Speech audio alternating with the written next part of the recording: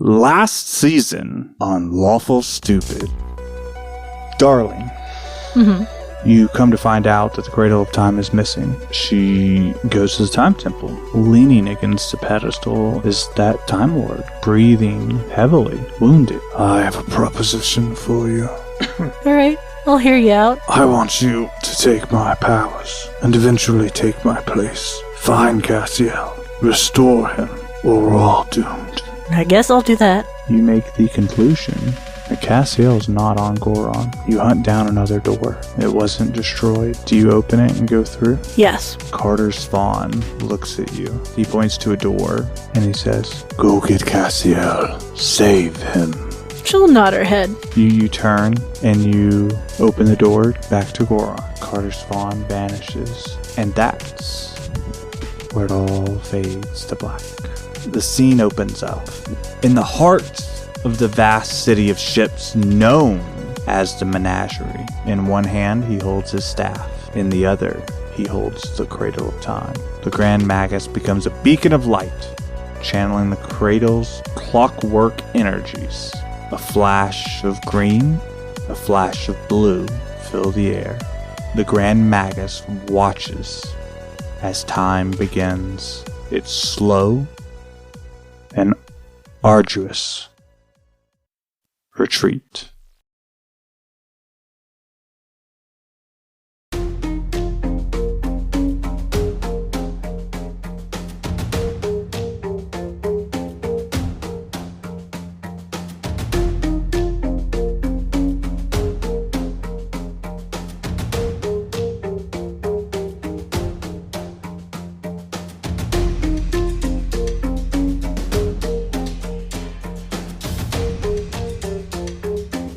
Gus, you remember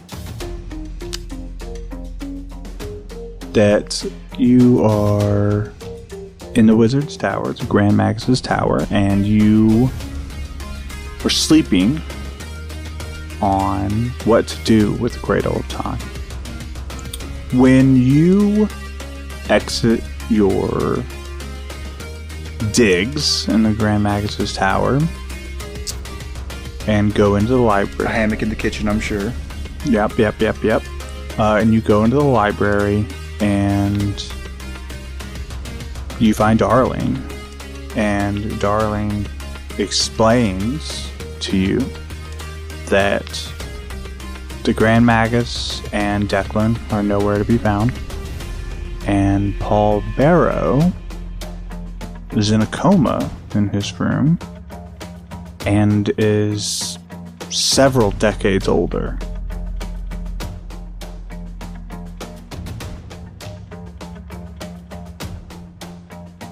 Whoa.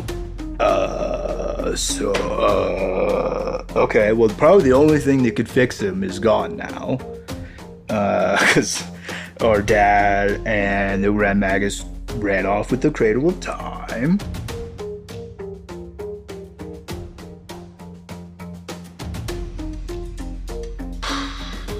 Okay, what's the plan, Sprout? I don't think there's a plan that she has, and I think Gus and her have a conversation about what to do next, and she is intent on going back to the Temple of Time. I don't think Gus is. Absolutely not. So what does Gus do instead? I think, I mean, we've lost enough, right? And like we did so in the name of like making sure that our dad was safe, to like repay him for all that he's done for us. Like, but he just keeps doing these things. Like, he's never going to be safe. Gus has lost too much and he has too much left to lose, I think. So probably grab Paul Barrow, hop in the car, ride it back to Prynith, grab May, and we're on a boat, dude. We're going back. We'll hopefully be able to take care of Paul and maybe nurse him back to some state of health. See if we can find a healer for him or something. And yeah. And you do, and you go back to your hometown, I think, and begin working on your shop. Tell me what the rest of Gus's life looks like. Yeah, so Gus has, a relatively peaceful life. He's still, I think people in the area look to him now, like if danger does arise, because he is like a pretty powerful, like, force at this point. So he does, I think, keep like his immediate surroundings pretty safe. But I mean, him and May are, we brought back some flutter pups. We're raising flutter pups. Ooh, nice. We're working on the on the restaurant. The 2 spoons is enough. We started delivering because I've got the Panda Sugar and Spice are retired now. They've been long retired because a whole sled team of Flutter Pups, monster bit enhanced Flutter Pups yes! Have a flying Panda Express, so we were able to expand our network and start delivering. And we take care of Paul Bear as best as we can. Hopefully, I mean, I don't know what the future holds for him, if he ever comes back to us. But Gus won. Gus won D&D, guys.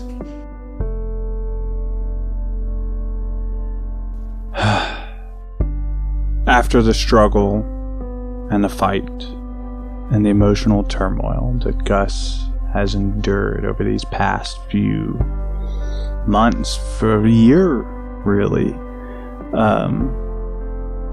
he finds peace. He paid his debt, realizing that his father has his own issues, and that Gus doesn't have to give up his own life for that. And I think they say that a sweetness to that. They say that if you're traveling around Riverside and you're famished, you might be able to look up to the sky and hear a friendly voice call, "Hey, have you eaten today?" And our view shifts. Our focus shifts. We look back in time once more, and we see a youngling, a young orphan, as it were. I'm an elf. Thank you. A young elf. And why don't you describe the image of your character's beginning, like what he looks like and stuff like that? What you see is a dirty little street urchin. He's got brownish shaggy hair, kind of like swept to one side, kind of matted with all kinds of gross. He's wrapped up in basically just one big rag that he's wrapped around himself like a toga. He's got a very rudimentary like crutch, basically just a stick that he leans on. You see that he's missing his right leg from the knee below, and he is an orphan, and he's just begging on the streets of Oxbane, right? Of Oxbane. One thing is that he is kind of keeping an eye out on the crowd. He's heard some rumors about a certain figure he wants to meet. So he's keeping an eye out on the crowd, looking for a distinct hat. And he does. And the funny thing is, or not, maybe not funny, but Declan is a purveyor of things, an explorer of things, but if anything, he's a collector of souls, truly. And Declan happens upon our young hero in the making, and says, well, look at you. All in mostly one piece, but standing proud. What's your name, little one? Oh, I'm Drake, sir. Well, Drake, what is it you do? Well, I don't do too much. I'm just a little fella, but I can do anything you need. I could be a help on the road if you was traveling. I could make camp or get fetch water. Or... Well, I wouldn't want to take you away from your parents, little one. I don't have none of them, sir. Oh, I'm really sorry to hear that. There's a lot of us. Yes, the closing of the doors will do that. I can give you gold. And he reaches out into his pack and pulls out a sack of gold, and it's a lot, and goes to hand it to Drake. No, sir. You see, I actually know who you are. You're Declan Derringer, right? Guilty, yes. Yeah, I heard about you. You're the explorer guy. You go around and you see all kinds of stuff, and you find treasures and things that nobody's seen. I do. I do look for the unknown. I don't want any of your coin, and I don't need help. I'll help you. I'll do whatever you ask me to, but I want you to take me to where the dragons are.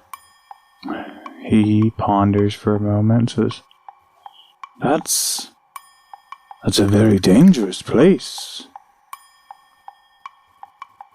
I don't care. I know danger, mister. It doesn't scare me. I gotta see him. All right, Drake. If you want to see where the dragons are, I'll take you. But it's not a short trip, and you're going to have to grow a lot to get there. He kind of stands up tall. I'll do it. Whatever you say. First, we're gonna have to make some changes for you. And Declan looks down at the missing leg. I think we can. I have a son, Kato. I think he might be able to help you out. Oh boy. And Drake joins Declan. And I know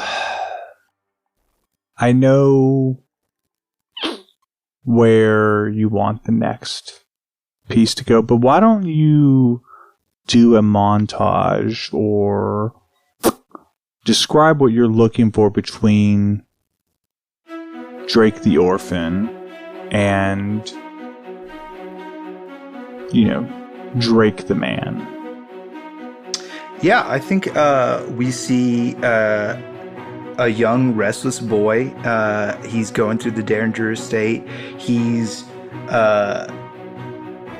listening to every word that his older siblings say. He kind of is a little bit of a hanger-on. He always wants to be involved with what's going on, always wants to know what the bigger kids are doing. He's also reading constantly anything that's in the library about dragons. First, mostly stuff with pictures at first, and then he kind of branches out as he gets more and more serious about his study.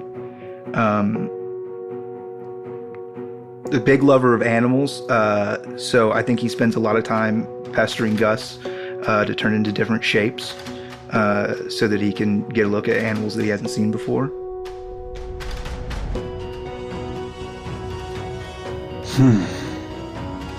And talk to me about Drake's obsession.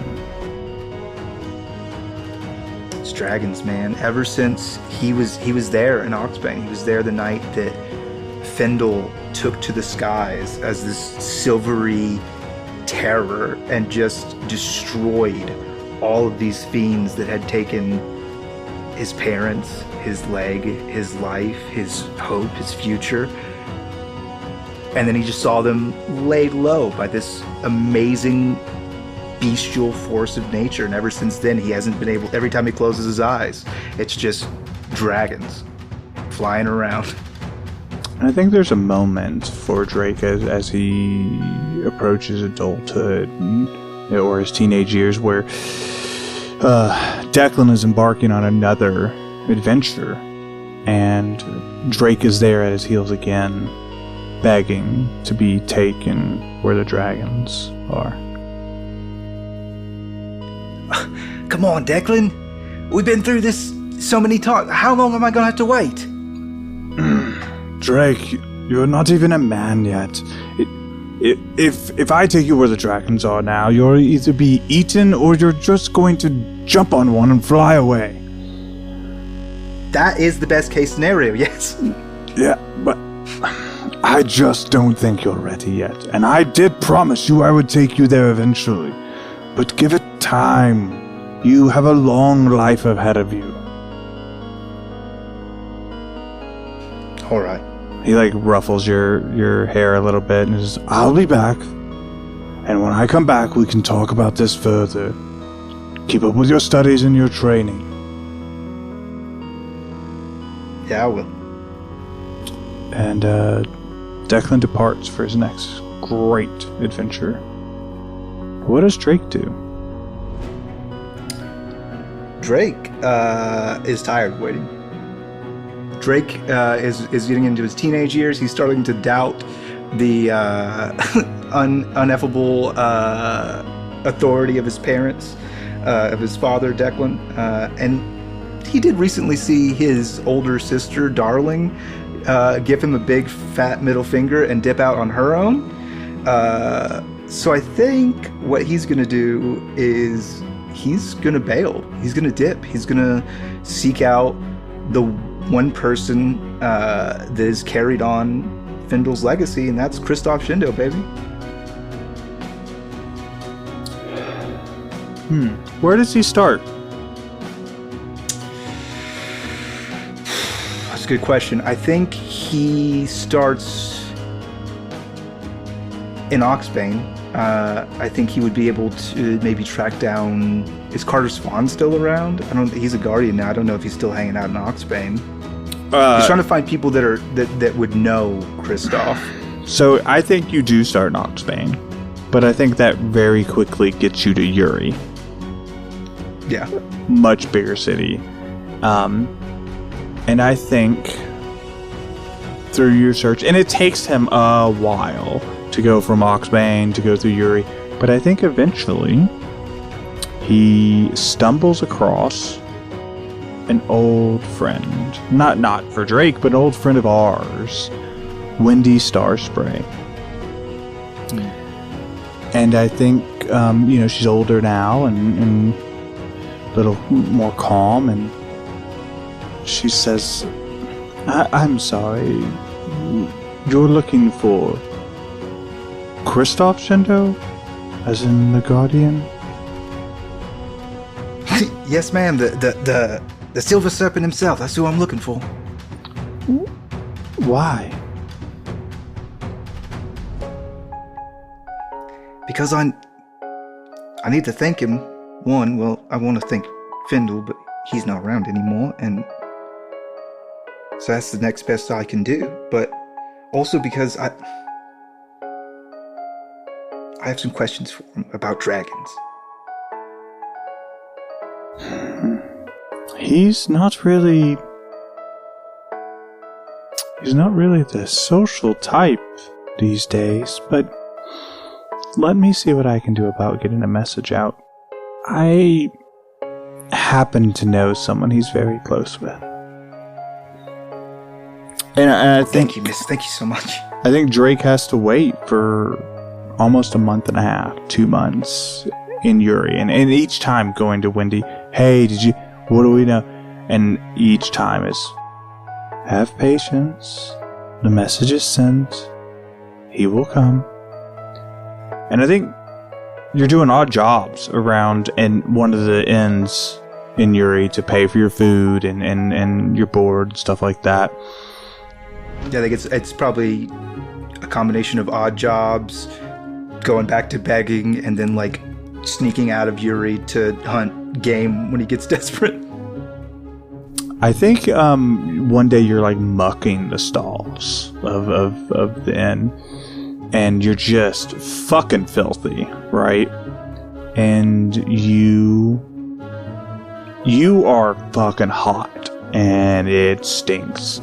And out of nowhere, the temperature drops by like 30, 40 degrees. It's no longer 100. You start to get cold. The air chills, and you hear, "I heard you've been looking for me." You're him. You're Christoph Shindo. I know you are. He turns around, and sure enough, Christoph pats his hand down as if to gesture to keep it down. Yes, that is me. But we don't need to broadcast it there, do we? No, you're right, Mr. Shindo. I'm sorry.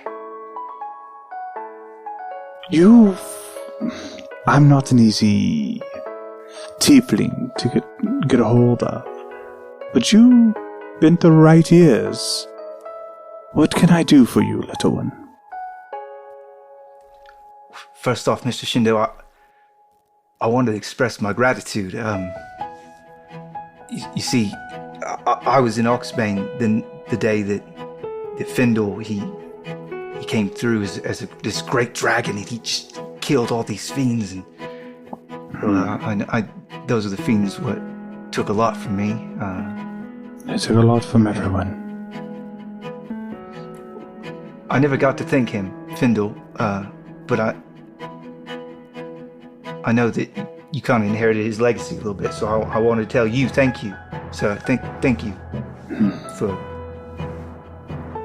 for him. I understand your gesture, but I can't thank Findle enough. But I took his spot, and I protect our realm. So I suppose, in Findle's stead, I will say you're welcome. It means a lot, sir. The other thing is, ever since that day, I haven't been able to get dragons out of my head, not for 1 second, not for even one moment. And I gotta know more. I gotta see him. I gotta touch him, Mr. Shindo. I gotta know what that's like. And you might be the only one who can help me. Christoph kneels down a little bit. I guess Christoph's not very tall. Never mind. He's 6'1". Was he? I guess the other two motherfuckers were so titanic too. Rowan was little. He was like 5'6". Damn, I guess I got them fucked up. Christoph, it's been 4 years. Christoph kind of kneels down a little bit and says, "It's nice to see someone with a passion for dragons. I spent so long hating them for what they did to me, for the heritage, for the upbringing that I had to endure. It's touching to see someone see them for the majestic creatures and guardians they are."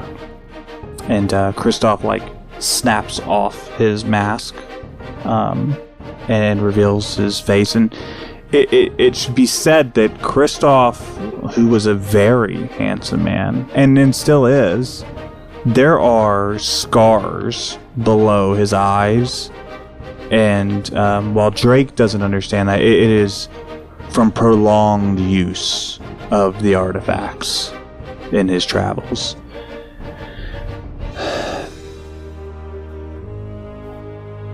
I can't do more for you than what I'm about to do. I can't do it in good conscience, and I can't expose you to that risk. And truly, I have more to do.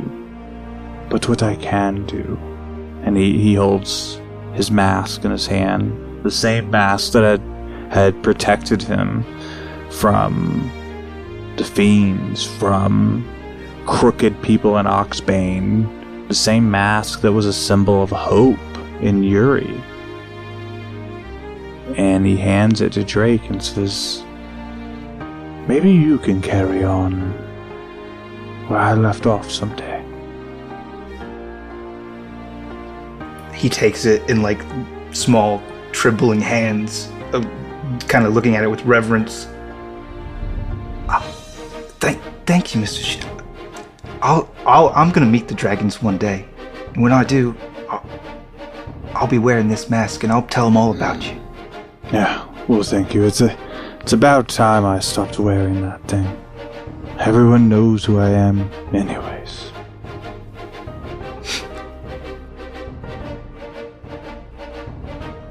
And he puts a hand on Drake's shoulder, and Drake immediately feels a chill kind of go through him, and he says, I do want you to remember, young one, if you ever find yourself in dire straits, in trouble, and in danger, just whisper my name, and I'll be there. Thank you, Mr. Shindo. Thank you so much. And I think Drake like turns around to like not like bawl in front of his hero. Right. To wipe his tears away. Yeah. And when he turns around, Kristoff's gone.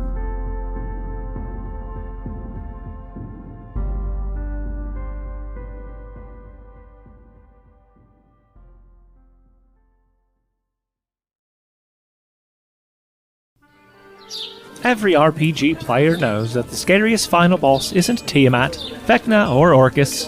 Why? It's none other than scheduling a game, that foul beast. It's no one's fault they can't make it. Tim? So how do we get a game together that is exciting, fresh, and worth exploring? The answer is plainly Roleplay Revolution. Roleplay Revolution allows you to generate ready-to-run adventures in minutes. It comes complete with NPCs, monsters, maps, and more. What a hoot! Your adventures can be highly complex for even the most intelligent, or as simple as you require. Isn't that right, Timmy? Roleplay Revolution has powerful tools that let you tweak your adventure after initial creation, so don't worry about all those last-minute great ideas that you come up with. You start by just throwing out some of your favorite themes, movies, games, etc., just to get the juices flowing a bit. Want to mix high fantasy with your favorite RPG title? Well, go crazy. A mustachioed plumbing brothers and steampunk? You got it. Your imagination is the limitation. Roleplay Revolution allows you to create the game you'd love to run, but just don't have the time to write. To spice it up even more, let's assume that Tim and your other quote-unquote friends are indisposed for a long period of time. Never fear! Roleplay Revolution has an AI-powered DM named Oracle. That's nice. That will never leave and keep its time commitments. Oracle will run the adventures you generate for you. You can run the adventures solo with Oracle, or have it GM for you and your friends. It's free to try, but we, Lawful Stupid, hope you'll hear this and go for the annual subscription. If you purchase the annual subscription and use the code Lawful Stupid at checkout, you'll get a whopping 20% off the total price. Head on over to roleplayrev.com and let the games begin.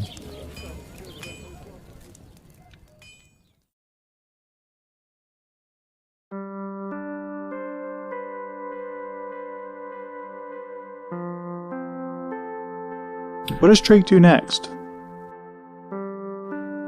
he's got what he came for. In a way, he met Kristoff. He has, reavowed his goal in his heart, and he can kind of feel that as he holds this mask. And I think he's just like clutching it as tight as he can as he makes his way back home to the Danger Estate.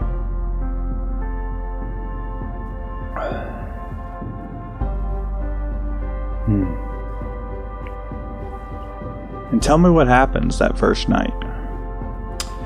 Yeah, he just kind of sneaks in.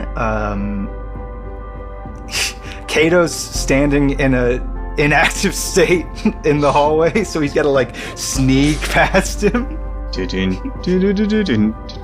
It's like, and the facial recognition wouldn't clear because he's got the mask.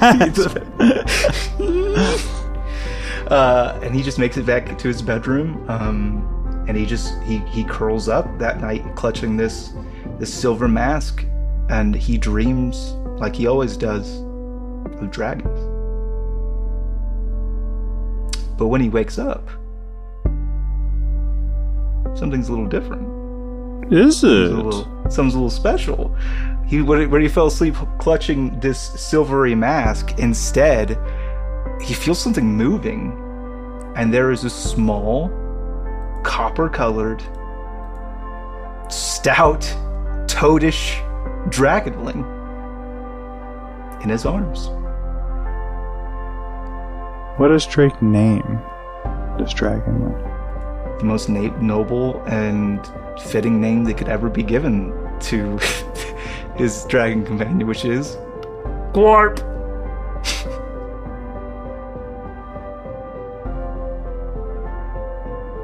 Drake with his newfound friend. Time marches on. It marches forward. And I think Drake is young, but I think Declan still calls upon him anyways when it comes to Agos. He needs somebody who can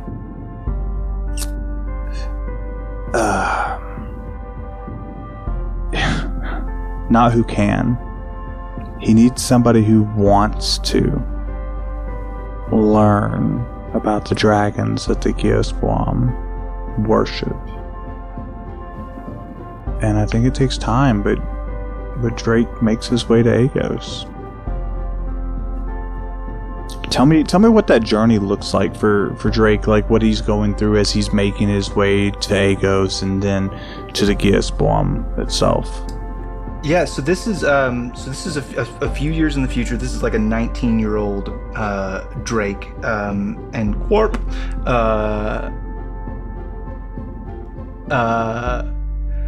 It is them. They've gone on some adventures. They've kind of done their thing. Quarp is no longer a small puppy-like dragonling. He is now a medium-sized quadrupedal, still very stout, very. I don't know how to describe the way that he walks. Are the wings smaller than they should be? The wings are not smaller than they should be. The wings are like pretty long, but they fold kind of into his rounded body. He's got like a saddle made up on the back with a custom notch on it, where you see a large, kind of advanced looking rifle sitting, and it's kind of cradled there, and you see Drake kind of leading Warp by his bridle as they're making their way off their ship and into Agos. And he does. He finds his way to the Geoswam, and he makes connections, and the fact that he has a dragon with him, the Geoswam show him reverence. And I think he learns the language. I think, honestly, Drake kind of loses touch with Declan and the others and just falls into this obsession with these dragons and learning what he can about their culture. I did save one of my language proficiencies. I took it as Gith, but in my head I was like, that's G for Geosquam, baby. I want to know that language. And so I think you are able to communicate it without issue, and you learn the language, and you learn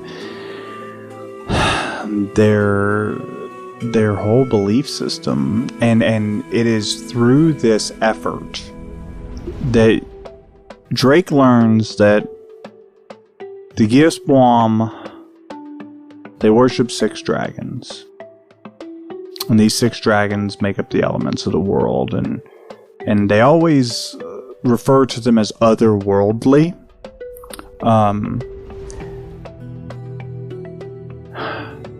And you understand the reverence of that, or Drake understands the reverence of that, and why it's important that they don't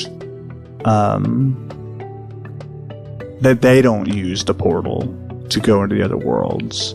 That they do what the dragons have requested, which is protect it, stop people from traversing it. And I think Drake spends several years with them, which kind of leads us into another couple years of time passing. I don't think he really is in touch with civilization proper at all during that time, as much as he is just going from the ruins of World's End to the different tribes of the Geosquam. The real question I have for Drake is, there has been this civil war among the Geosquam, and decidedly Tuk Tuk lost. And there's this other more feral group of Geosquam, but there's so many more that are docile and they just want to stay out of it. What is Drake's outlook on that? Yeah, he spends a lot of his time trying to help the kind of downtrodden Geosquam people who are stuck in this conflict. So he's spending a lot of time moving them from like safe place to safe place, and getting into skirmishes with kind of the I don't know what you call the bad Geosquam.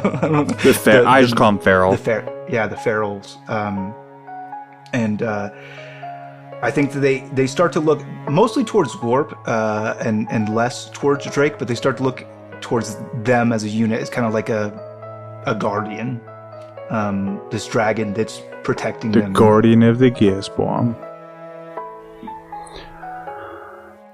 And I think you do that. I think you protect them, the Geosquam, from not only the ferals, but also the dangers that exist on Agos, because these are Geosquam that were displaced, because for the most part, while they were tribal, they all existed in World's End, and when the ferals razed that city to the ground, so many of them were displaced.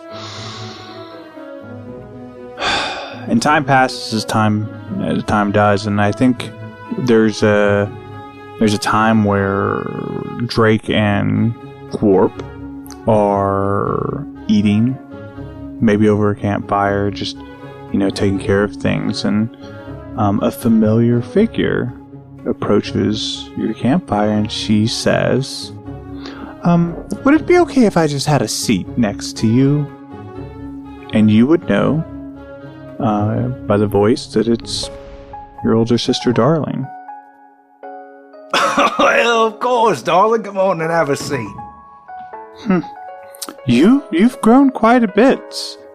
And you too, Drake. And she ruffles, not ruffles, but scratches on the head of Gorp. Yeah, he's been earning his keep for us out here, all right. I've heard, I've seen. I'm impressed, really. What brings you here, sister? I haven't talked to another Derringer, oh God, it's been a long time. Oh no, I was supposed to check in. All right, well, It's fine. I couldn't tell you either. Time is a tricky thing. But, I got something for you. all right, what is it? Do you remember when you were a child and you were obsessed with dragons? Only slightly. Just a little bit? I can maybe barely recall that. Yeah. And you... I've kept tabs on you. Kisses Gorp on the face.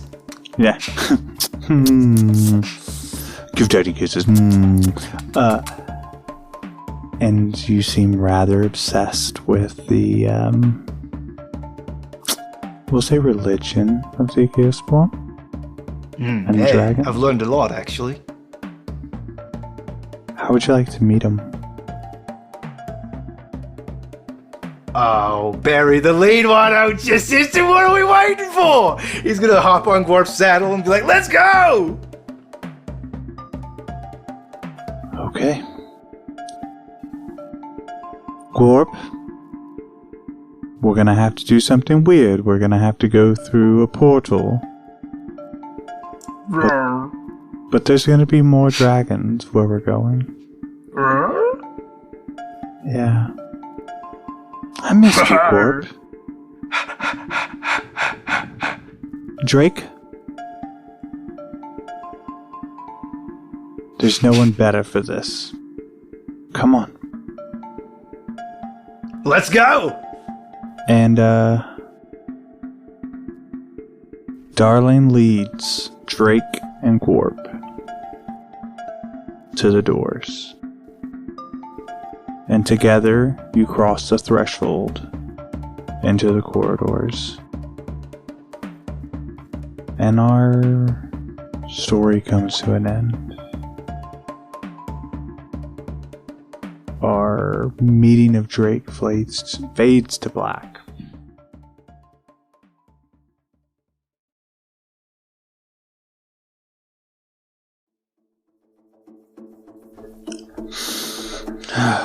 Our vision is filled with the image of a grand temple. In the heart of that temple, amidst statues of dragons and doors that seem to connect worlds beyond imagination, the Grand Magus stands before 7 avatars of the majestic dragons, each representing a different color and elemental force. Their iridescent scales shimmer with power, and their eyes glisten with ancient wisdom. The dragons regard the wizard with a mixture of awe and skepticism. They sense the heaviness of grief and responsibility upon him. Great guardians of the elemental forces of the worlds, the Grand Magus began. His voice almost false, fake, full of sorrow. I bring forth a grave warning that transcends the boundaries of all worlds. A threat to all the worlds is coming. It's already started. One that seeks to engulf not only this world, but all the worlds connected by the doors. All the worlds that exist. The dragons exchanged glances, their expressions revealing skepticism, humor, about the human before them. And what proof do you offer, human? The sapphire-colored dragon asked, her voice resonating like a gentle waterfall. I offer you the proof of time, the Grand Magus raises the dormant cradle of time. I assure you, the futures I have seen and lived speak of an impending gluttonous evil, one that cannot be ignored. The ruby dragon snorts. Flames dance along his snout, and his bright, flaming mustache barrels and roars to life. Humans are prone to overreacting and creating tales of doom to suit their whims. We have protected these worlds for eons. We are not swayed by mortal fears. I do not seek to incite fear, but to seek your wisdom, the Grand Magus replied earnestly. I beseech you to heed my words and join forces. Together we can uncover the truth and thwart this menace. The topaz dragon rumbles deeply, the ground vibrating beneath them. The earth almost shakes as he moves. Our duty is to safeguard the balance. And while we respect your gifts of magic, we cannot be swayed by emotions and anecdotal evidence alone. The Grand Magus sighs. Frustration with the dragon's reluctance. I do not expect blind trust. Allow me to share the futures I've witnessed, the harbingers of this impending darkness. Only then can you judge the gravity of the situation. As he speaks, the Grand Magus's eyes glow with an ethereal light, projecting scenes of chaos, impending disasters, and creatures shrouded in malevolence onto the very fabric of reality. The dragons watch in silence, their skepticism slowly changing to rage, to contemplation as they watch some of their own perish, as they watch their world take to the sea. These are but glimpses of what awaits if we do not act. The Grand Magus implores them. I may be a man weighed down by mortality, but it is that very truth that fuels my determination to protect all that I hold dear. The dragons exchange glances once more.